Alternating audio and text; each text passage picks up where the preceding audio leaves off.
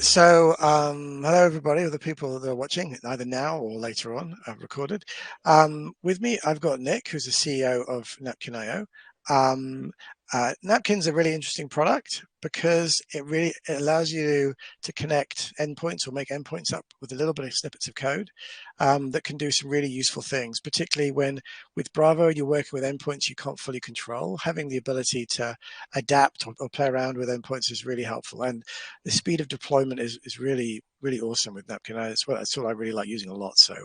I would recommend it if you know a little bit of code and need to do things occasionally. Anyway, before I talk too much, I will hand over to Nick to talk a little bit of background to himself and show you what you can do with Napkin. Over to you, Nick. Yeah, thanks, Toby. So like Toby said, I'm Nick Sypteras. I'm the CEO of Napkin. And yeah, Napkin.io lets you code and deploy serverless functions from your browser. Um, yeah, I guess I'll get right into it, and I'll share my screen and show you guys around Napkin first.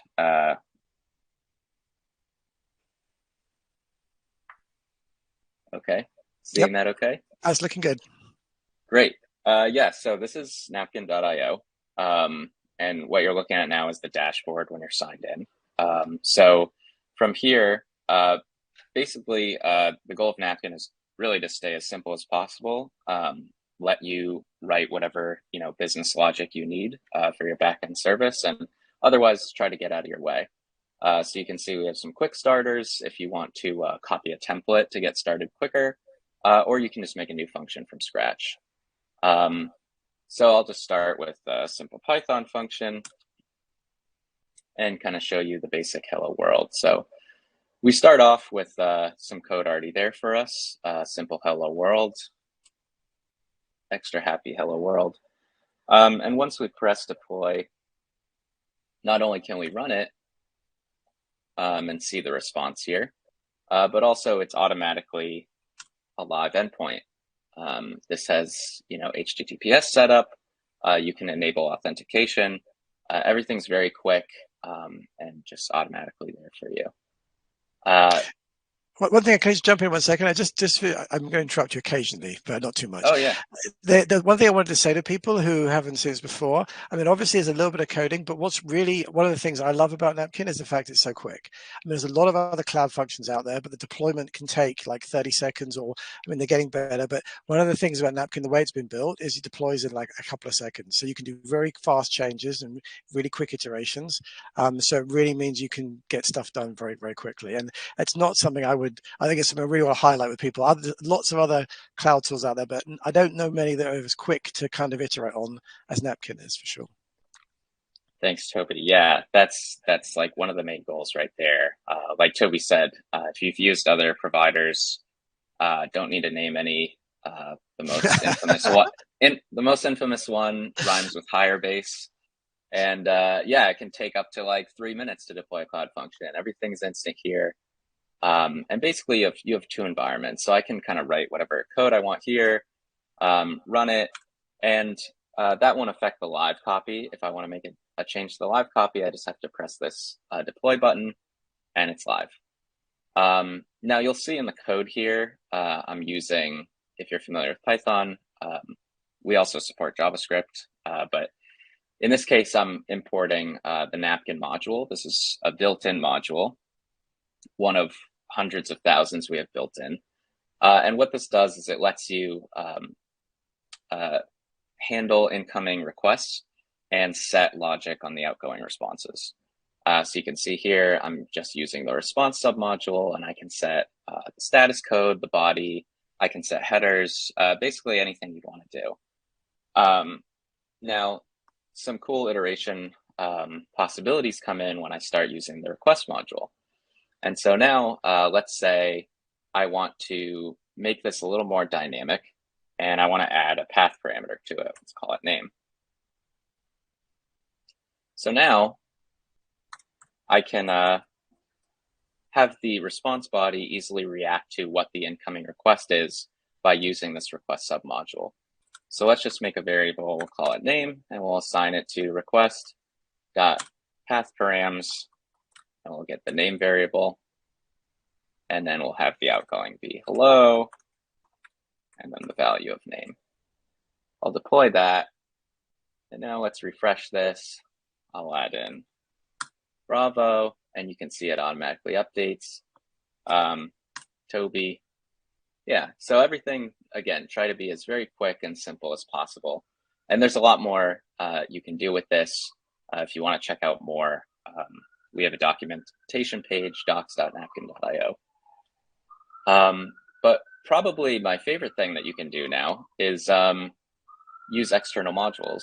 So if you've used Cloud Functions before, one of the biggest pain points is using, the external modules you want to use, which is what most people are doing. If you're using Python or JavaScript, you want to make use of all the awesome modules that people have built. So like I said, we have, hundreds of thousands of modules that come pre-installed.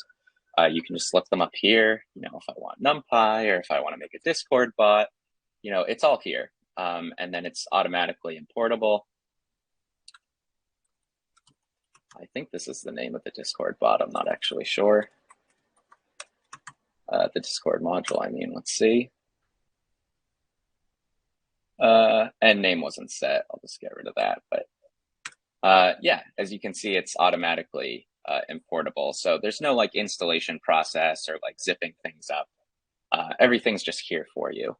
There's some other cool features, I'll just kind of gloss over, if you want to see incoming events, we can see the requests I just made and look at, the actual requests themselves, look at the headers that came through, the outgoing response, if there was any logs.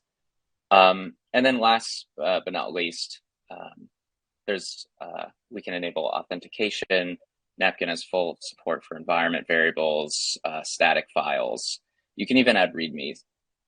So this is really handy if you want to share your functions with other people. So, let's say I make sharing with Bravo. I can then make my code public to share with other people. It's private by default. And then when you share this public link, you get this nice little README. So if you want to make, instructions for a teammate or a client or something, this is really handy. And yeah, there's a lot more cool features kind of tucked in different places. It's all in the Napkin documentation. If you end up trying it out, we have a big Discord community too, and you're welcome to ask questions there, get help. But yeah, that's kind of the overview of what you can do. And yeah, before I move on, Toby, anything else you think I should cover? No, I think that's the core of it. I think one thing I think we'll get into it in the into the next part. One of the things I should just say to everyone here that where I've particularly found it useful, and I think it's sometimes it's a bit bodgy, but it's very, very handy if you put it between. What a good example might be, for example, to transform. If you've got Airtable, you can't do the functions you want in Airtable. To transform a datetime string, for example, pass that in, transform it into particular names or do some particular calculations, and then return it back. And what's really handy, what I tend to do, and I'm not sure it's necessarily the best way, but by actually receiving in from the inbound request, the authentication header, and then passing it on to Airtable, you can basically act as effectively a small proxy just to kind of pass authentication all the way through. And then one trick that I've used a few times, which is again a bit hacky, but you can actually put the full URL of where you want to hit into the URL. So just by putting a small prefix of the napkin URL, the parameters of the actual request then become the actual URL request you want to send it to. So it means that you don't have to hard code anything into the napkin function. You can just pass it all the way, everything through. So you can make some generic functions like that. There's some really nice things that you can use it for to be able to help augment and just do that sort of tweaking of functionality that it's hard to do if you don't fully control the endpoint. So it's really handy. One thing I was just going to ask before you go on, can you just maybe I know it's a bit techy, but just talk briefly about how the infrastructure works. It's interesting how you get it to be so fast to deploy. It's kind of interesting for the people who might want to know. Or is that secret? Yeah, no, I'm happy to talk about it. And yeah, I'll keep it high level, but if you want to dig into any technical stuff, happy to do so. Just ask. But basically, we built our own custom Python and JavaScript runtimes. So this enables us to, not have to do, deployments of entirely new like infrastructure configurations, but instead we have your runtime that automatically is spun up whenever you make a request. It stays alive for a short period of time. This is how most serverless functions work. This is, the source of when you hear cold start, that's the initial startup of the runtime. But once that runtime is up and running, it can handle any code that you write, and it's isolated to your account too for security purposes. So it has both the advantage of being isolated like a traditional cloud function, but also the flexibility of being able to handle your own arbitrary code. And this is what enables these automatic deployments that are so quick. And then, yeah, the modules thing is its own beast. Because we actually handle every version of every module that we support. But like I said, that all comes pre-installed and is just available to any function to kind of plug into for really quick imports. Once you import it, like I said, the runtime stays alive for a certain period of time, and the module is inserted into memory, so it's even quicker in subsequent runs. Nice. So that's kind of at a high level how it's so fast. But yeah, any more technical than that, happy to answer questions now. Or No, if you're curious, yeah, no, hop on Discord and always happy to chat. yeah, nice. Okay, that sounds good. Well, do you want to do a bit more of your the next step of the demo? I'd be interested to see how that goes now. Yeah, definitely.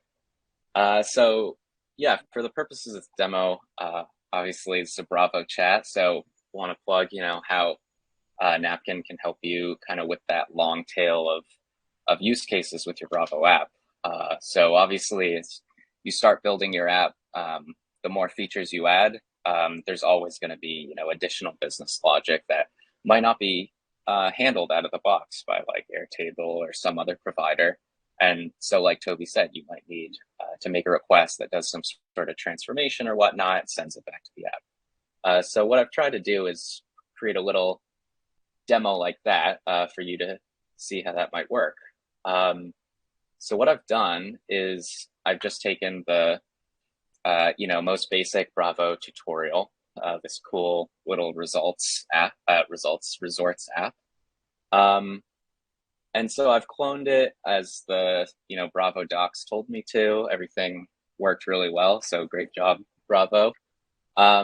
But now let's say I have it up and running. I even have actually, I found this really cool that Bravo Vision can run on MacBook, so that's really cool. But so so I have it up and running. But let's just, for the purposes of this example, say we have our resorts. That's really cool. But let's say we want to add like a little more, some sort of dynamic component to kind of, make the location all the more enticing. These are all in nice areas, so let's say we want to show what the current weather is, because odds are it's nicer than where you are. And that makes the person want the resort even more. So let's just pretend we want to add a weather component right above this overview that'll show the current temperature at the resort location. So in this demo, I'll show you how to do that. We're going to add a new UI component in our Figma diagram. We'll sync that with Bravo to add it as a Bravo component that can be bound to an API source. And then we'll use Napkin as that API backend to take the location of the resort, figure out about what the temperature is there. In practice, we probably want to do it at a city level, but for the purpose of this demo, we'll just use the country. And then we'll send it back to Bravo to display on this page. So if that sounds good, let's just start by, making our UI component. I am not a designer, so I apologize if I do any stupid Figma stuff, or if there's really good shortcuts for what I'm doing manually. Please bear with me. But yeah, so first off, I'm just gonna copy this because this is already how I want it to look. And I'm just going to change this to a weather component. Um, change the name of this here. I'm sure designers are bashing their heads on their desks right now. They do it to me all the time, so I wouldn't worry about it too much. Okay, great. So let's just make this some sort of static thing for now so we can see it in Bravo. It's really, really sunny and warm. And then change the names of the components here.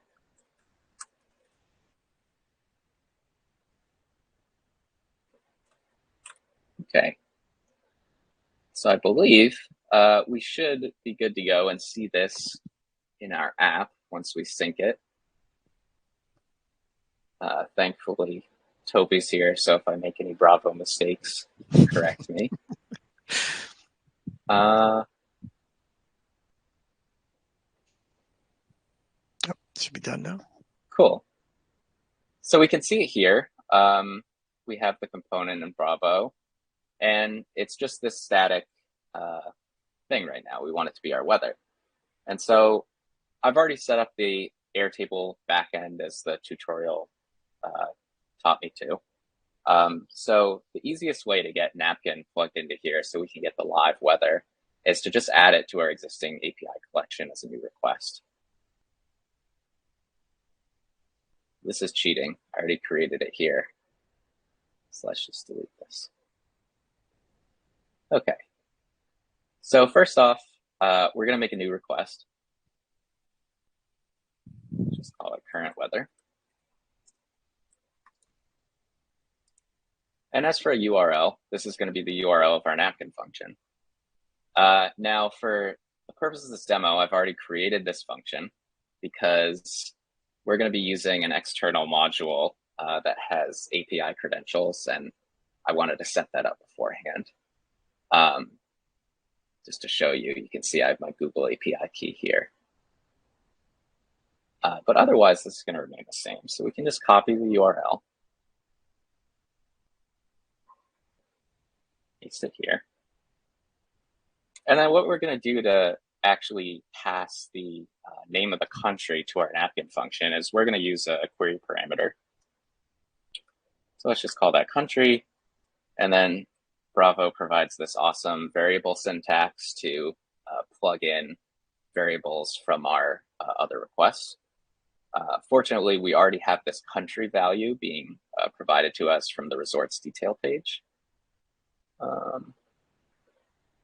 guess that's not here by default, but let's see. Selected data. There we go. Cool. So this will automatically be available to us. Looks all good in terms of that. Let's just add a test value. Maldives. And so now that's all set up. So 2 steps left. We need to actually write the napkin function. And then, of course, we need to do the binding in our app. So first, let's just go back to our napkin function and let's just write a quick stub response so we can show it in Bravo, make sure everything's working end to end, and then we'll write our custom logic. So like I showed before, I'm going to use that napkin module to look at the incoming request and set the outgoing response. So napkin, import request response. We know our country name is going to be request. And now I'm using the args parameter. This is to get query parameters from the URL. So it's going to be called country. I like to just add a default in case for whatever reason it's not passed if something goes wrong. So I'll just make that the Maldives, just like I did with our test value in the Bravo API source. And now let's just set our outgoing response to JSON response. We'll have one field called weather, and let's just pretend it's 29 degrees. And then let's deploy that. And now let's test it out. Cool. Nice. Very good. Okay, so it's all there ready for us. So let's just go back to our app, make sure everything connects end to end. Go to our weather component. We already have our API source set up, and cool. Our new request is there, and our value from the request is there. And let's just make super sure. I think I need to long press this, and oh yeah, update with Bravo. Okay. And there it is. Cool. Okay, so everything's set up end to end. All we need now is to actually write some code to actually get the live weather at the given location. So for most of the remainder of this demo, this is just going to be some live coding now to do this logic. So how's this function going to work? Well, we know we need to have two steps. So for one, we're going to need to translate a country name into a latitude and longitude pair. And we'll just refer to that as lat long. The reason we need to do this is because almost all the weather APIs usually require a lat and a long to get a forecast at that location. So the second step will just be pass the lat long pair to a weather API. And in this case, I'm going to use a really cool project I found in making this demo called Open Meteo. And it's actually a free weather API anyone can use. It doesn't require an API key. And so we're going to pass it to that weather API, retrieve the current temp, and send back as the weather. Cool. And to do all this, we're going to be using two external modules. So the first is going to be the Google Maps API. And this is going to allow us to do geocoding, so translating a country name into a lat-long pair. The second is we're just going to be using the HTTP API of OpenMeteo. So all we need for this is the Python request module. So let's add those now. Oh man, this is cheating. I already have them added. Well, let's pretend I didn't, just for sake of. So as you can see, we can look it up. It's all there. If we want a certain version, it's there, but let's just use the latest. And then, of course, requests, and we'll use the latest for that. So very quick. Okay. So now for actually writing the business logic, let's just split what I have up here into two helper functions, just for sake of readability. So we'll make the first function, let's call it country name to lat long. It's going to take the country name.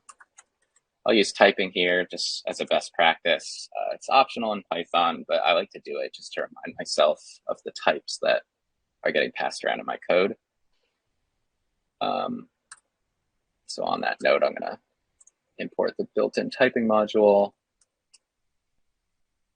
And we're going to return a tuple here of two floats. It's going to be our lat and our long. And our other helper function is going to be translating the lat long to a forecast. So just call it that, lat long to forecast. It's going to take the lat as a float, the long as a float, and it's going to return our forecast as a string. And then finally, at the end, we'll get our lat long from country name. Whoops. And then we'll get our forecast from lat long to forecast. And then we'll just pass that to the body. Awesome. Okay, cool. So this is going to be all the logic we need.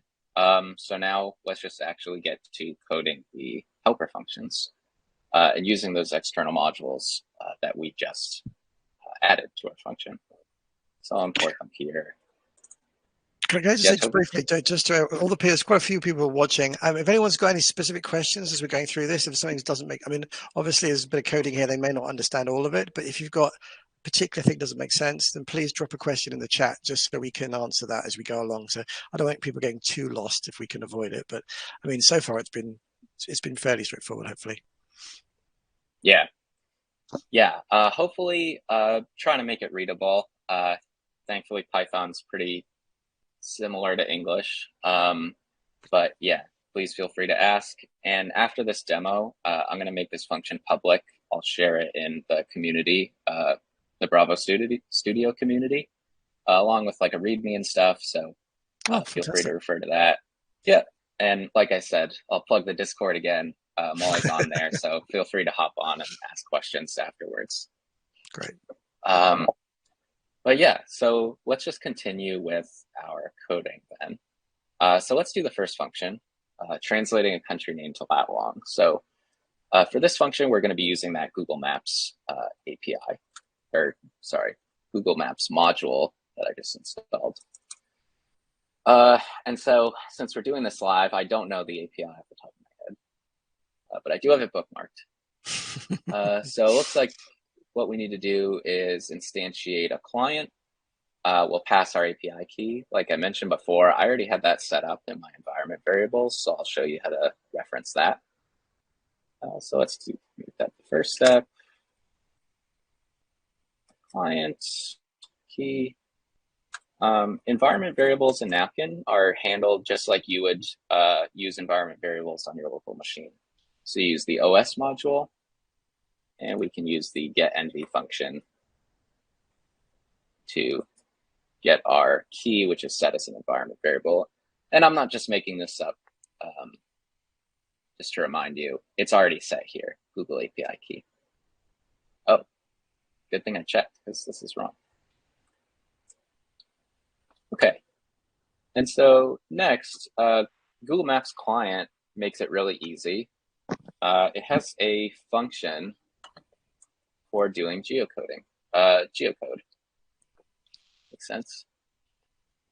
So our, let's just call it geocode results is going to equal client.geocode, and we'll pass it the country name. And I'm not sure which logic the geocoder uses to get a lat long. Maybe it's just like the center that it calculates of the country, but it does give us a value back. And that value is going to kind of be hidden in the response. It's actually going to give us a list of geocode results. Maybe it uses, some different algorithms or something, or based on your search string, maybe different locations potentially. But here we can just safely use the first result. So let's just call this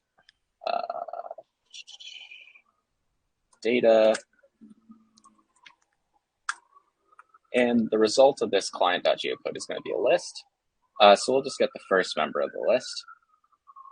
And if I'm remembering, unfortunately, this doesn't give us a good, this documentation isn't great. It just has a list of geocoding results. So I'm actually going to do a little debugging in Napkin to see what value exactly I'm getting back here. So first, I'm just going to print this. Thankfully, I set a test value up here of the Maldives. And real quick, I'm going to comment this out because I just need to remind myself what this response looks like. Okay, so we have an address components. This is going to kind of just formalizing what we already passed to it. Okay, and then this is what we want from the result. So there's this geometry field, which is going to give us bounds of the country itself. It's kind of cool. And then there's this location subfield, which is going to give us this approximate location, it says. I'm not sure how it chooses that, but it's going to give us the lat long here. So with that, we can continue. So I'm going to make a new variable, call it data, and I'll assign it to that geometry field. How do I spell geometry? The E and there and then the, yeah. the location subfield, and then I'll return data lat data. I think you need in geometry. I think the O and the E need to be around the other way. Great catch. Thank you. Okay. And now we can restore this. Cool. And just to make sure we have this working, I will print lat, print long, comment this out again, run it. Awesome. Okay, so we've translated our country name into a latitude and a longitude. And now all we need to do is pass that to the Open Mateo API, which will give us the current temperature. And I have that API documentation bookmarked as well, because I don't know it off the top of my head. But like I said, this is actually a really cool project. I'm in no way affiliated with them, but I'm just really impressed. It's completely free. And yeah, it'll just give you the weather from any location. It's got all these cool, soil temperature, and I guess whatever you could want. In this case, we only need temperature. And the documentation already shows us the structure of the URL we need to pass. Let me just copy this into a... So this is what we're going to get back. In this case, I think they have it set to Berlin by default, but it's giving us the hourly temperature in this JSON response. So very cool. How we're going to access this in Python is by using the request module that we added. So let me import that. And now let's do our coding. So first off, let me just save this URL structure as a variable. I'll use an F string here so we can just easily use string interpolation to pass in our lat and long. For those of you who aren't familiar with F strings, it's just a new feature. I think it was introduced in like Python 3.7 maybe. But yeah, it just makes string interpolation easier. I've used Python for a long time. I actually just recently found out about this. So just an FYI if you're still using the old school way of doing it. Cool. So we have our URL set up, and now we just need to make a request to the Open Mateo API. So let's assign our result to this res variable. And we'll do a get request to the URL. We don't need any API authentication, which is really awesome. And it's going to be a JSON response. So we'll use the JSON method to get that as a dictionary. And again, I don't fully remember what the structure is going to be. So let's just run this so I can check. Okay, so it's giving us back our latitude and our longitude, and then it has this kind of interesting format where rather than giving us the weather in like key value pairs, it's actually giving us this hourly field followed by a dictionary with two fields, time, an array of the hours, and then I think there's another one called like temperature 2M. Oh, sorry. Which is going to be the temperatures. So in order to wrangle this, we're just going to need to do kind of a weird little thing where, let me just go back to the JSON. So you can see all these fields are in this datetime representation. So basically, I'll try to go quickly, but what I'm going to do is I'm going to take the current UTC time. I'm going to convert it to this representation as a string. I'm going to find the index of that string in this list, and that's going to give me the index of the temperature I want in this list. And again, I'm going maybe a little quick for the sake of the demo, but any questions, feel free to ask it now or after the call. So let me just, I'll use the built-in datetime library from Python.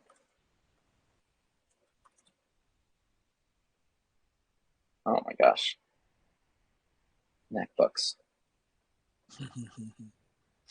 Okay. And now I'm going to implement that logic I just described. So let's I think we can do this in one line. So let's say let's call this our date, or more accurately, let's call it our time key. And we'll get the current time in UTC now. And then we can format that as a string into the exact same representation that we have here. Fortunately, I do know the syntax for this off the top of my head. So %y is going to give us the year. %lowercase m is going to give us the month as 2 digits. %lowercase d, the day is 2 digits. T, then we want the hour as 2 digits, and all the times end with 00. Okay, so that's our key. Now we just need to retrieve the correct temperature at the location at the same index as this time key is in the array of times. If that makes sense. So again, beauty of Python, we can do that in one line probably. So let's get that res. I believe the key was hourly. Let me just make sure. Yep.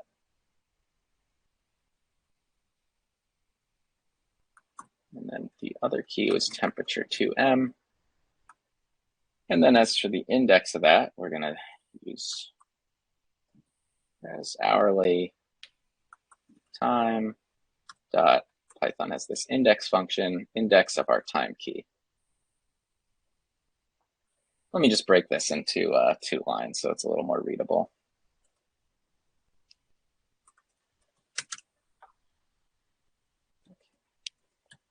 So again, there might be confusion on this part, but happy to answer questions afterwards. But let's just test this out now. So what this should give us back is our temperature. Of course, this is going to be just a float. We want it as a string, I forgot. So let's return a string with this nicely formatted. Again, I'll use an F string. I'll use the float value we just found. The degree symbol, which I just learned, if you're interested, is Option-Shift-8 on a MacBook. Celsius. And now let's try this out. Hopefully everything worked. Awesome. Nice. So Very current cool. temperature sounds nice. Okay, so this is all built. So let's deploy it. And now let's plug it into the app. Actually, we've already done that. So everything should already be set up. This is a live request. So let's try it out in Bravo Vision. Let's pick somewhere. Let's go to Thailand. And there we go. Nice. And so, yeah, just the nature of this being a dynamic request, this is going to be, updated for wherever we look. Very cool. So, yeah, again, this was just a nice way of adding this dynamic component to your app. There's going to be, infinite different, long tail use cases you're going to want as you start to build your app out. So, again, hopefully Napkin can be a very quick and easy way for you to add in functionality like this. Yeah. That's super helpful. Very cool. Thank you very much for that, Nick. So I'll open to, again, questions from anyone if they want to ask Nick about anything about this or anything particular at Napkin they want to know. While people think about that, maybe I've got a couple of questions that I'd like to ask, actually. So in terms of like using Napkin, I think how does it work in terms of free versus the pricing plans, and what do you get at each sort of level? Because obviously, a lot of other tools like you have limited number of requests, and I think you obviously got some storage as well that you can upload certain files as well. So what do you kind of allow people to have for the different plans? One question.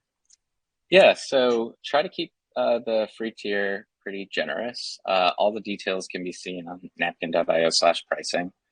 But basically, the free tier has 25,000 requests you can make for free per month.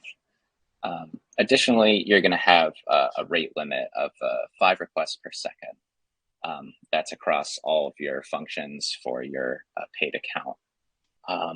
If you do choose to upgrade, then your limits get bumped to, I think, 500,000 requests per month, and 25 requests per second rate limit.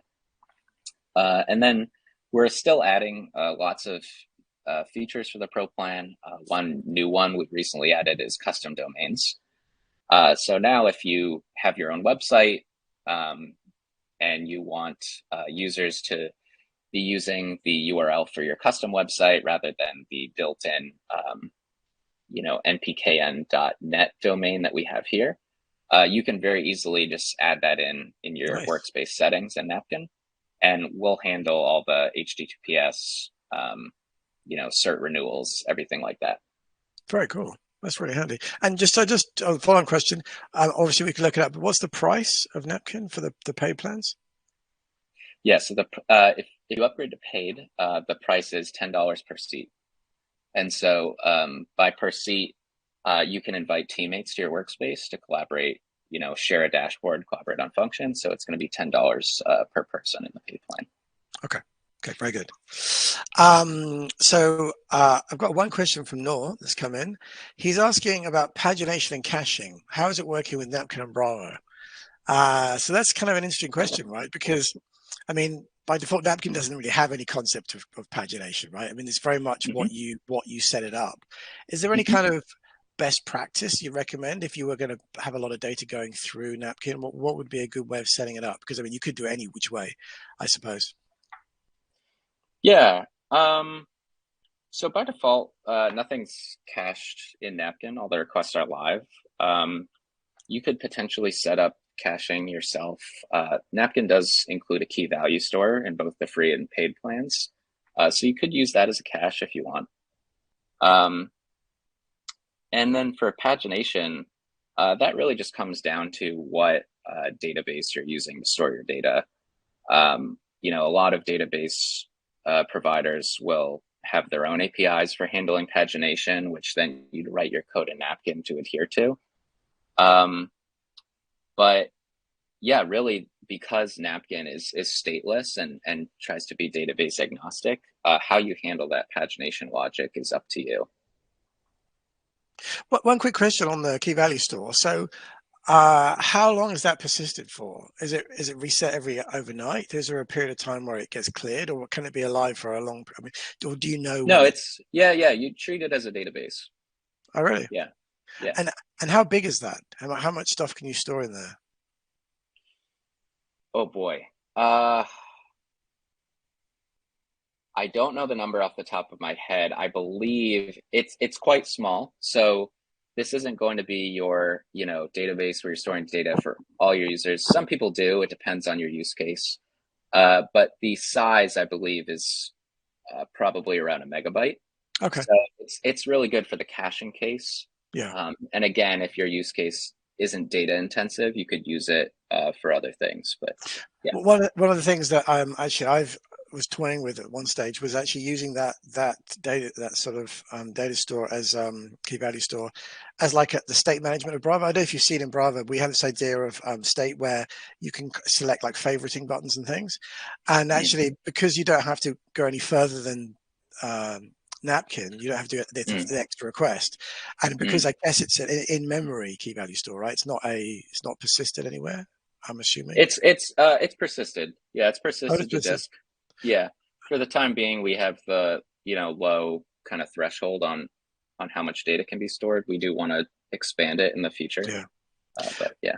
But it's a great use case for using some of the state functionality of Bravo with that, because it would be a lot faster than potentially having extra trips across the network. Okay, good. Any other questions? Anything else we can answer right now while Nick's here? Uh, okay, while people are thinking about the last couple of things, perhaps you want to talk about what's next for Napkin. You've mentioned a few of the things you're looking to do. Is there any what's the next sort of big thing that you can talk about what's in the plans? Yeah. So lots in the pipeline. I guess I'll just mention the things that I'm most excited about. So big one off the bat is modules. So right now, like I said, we have, I mentioned that hundreds of thousands pre-installed. So the goal going forward is to have it just be a one-to-one mirror of PyPy and npm. So as soon as something goes live on npm, it's mirrored and is available on Napkin. Wow. So that's going to be very useful feature, especially as more and more modules continue to be made. Another feature I'm really excited for is discovery. So right now, like I mentioned before, there's a sharing feature for Napkin functions. You can make them public, share them with friends or coworkers. But what's coming next is a sort of discovery page where you can find functions that other users have made and decided to make public. And so I'm excited for that because I'm hoping it can really make things even quicker, especially for those who really want to write as little code as possible. That hopefully we start building this huge store of user-generated functions. You can find the one you need, fork it, add in your API credentials, and you're good to go. So that stuff is coming, in the coming months, and should be exciting. But a lot more planned outside of that too. So yeah, stay tuned. Very cool. Awesome. So I think there's no more questions right now. Is there anything else? I mean, so if people want to start using Napkin, is it just to sign up? Is it just to go to Napkin.io and sign up and start using it? Yeah, go to napkin.io. Yeah, completely free. Like I said, 25,000 requests per month.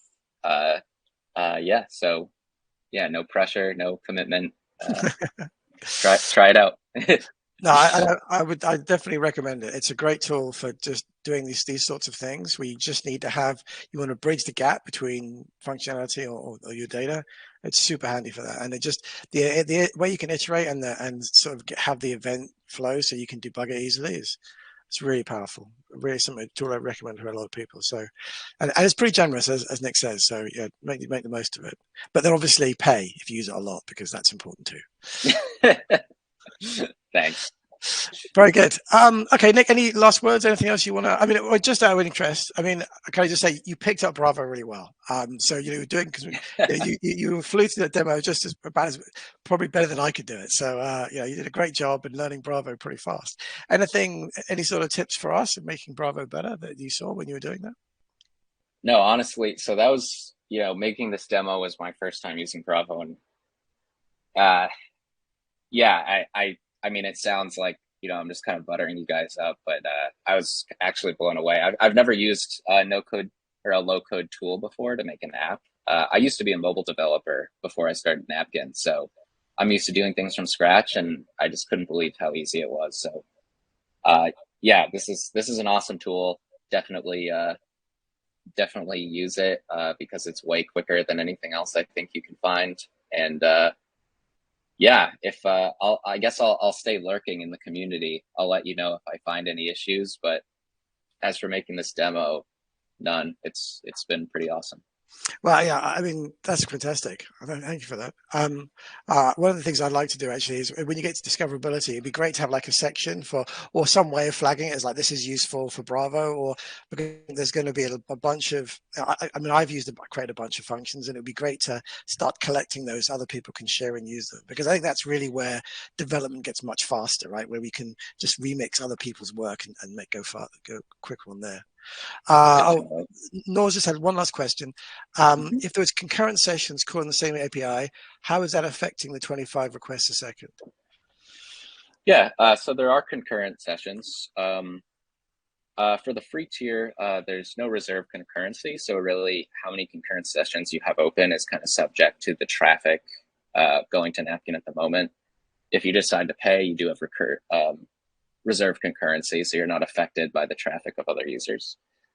As for how that affects the 25 requests per second, same way that non-concurrent requests would. So if you have say 25 requests all made at the same time, that's fine. If you decide to make 26 at the same time, there's likely a margin of error considering the caching store that we're using, but you will hit that limit. That being said, very flexible to pro members right now, depending on the use case. So if you have a special need or requirement in mind, feel free to ping me on Discord or email me, and um, yeah, happy to find a solution there. Awesome. Okay. Uh, Nick, you still there? Your screen's gone blank. I'm still here. Can you hear me? Yeah, yeah, you're fine. Okay, well, Okay. look, I think we're getting to the end of the hour. Thank you very much for your time. It was super helpful. It was a great demo, and I was impressed that you managed to get it working without any. Normally, there's these sorts of things, something goes wrong, but you did a great job. I'm So surprised thank too. you for Yeah. that. Yeah. Thanks for um, having me. It was fun. and yeah, let's see what happens. I'll keep an eye on what's going with Napkin, and yeah, let us know how things develop. But thanks again for coming today. Cool. Yeah. Likewise. Thank you. Okay, thanks everybody for coming today. Talk soon. Bye. All right.